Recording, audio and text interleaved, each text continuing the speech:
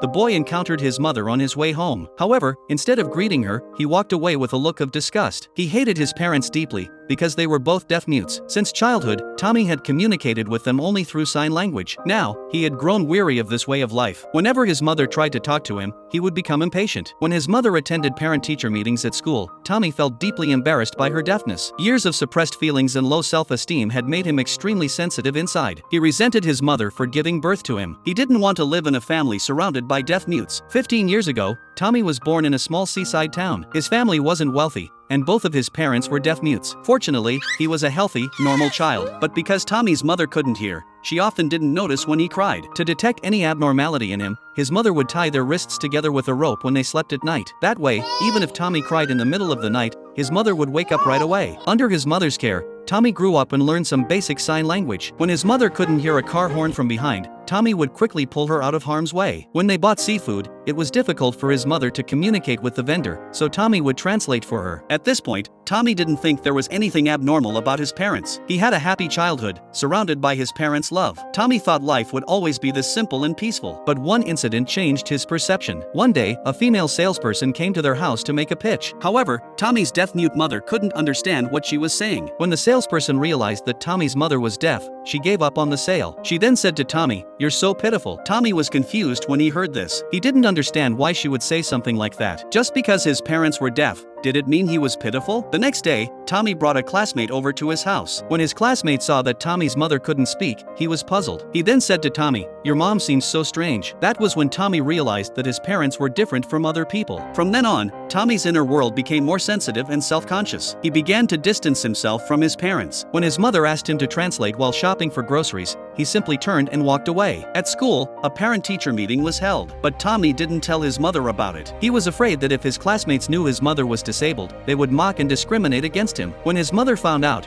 she asked Tommy why he hadn't let her attend the meeting. Tommy bluntly replied that he didn't want his mother to go to school. The next day, while passing by a neighbor's house, Tommy was stopped by the neighbor. The neighbor accused Tommy of knocking over her potted plant. Although Tommy strongly denied it, the neighbor stubbornly insisted that he admit to it and apologize. At that moment, Tommy's mother rushed over.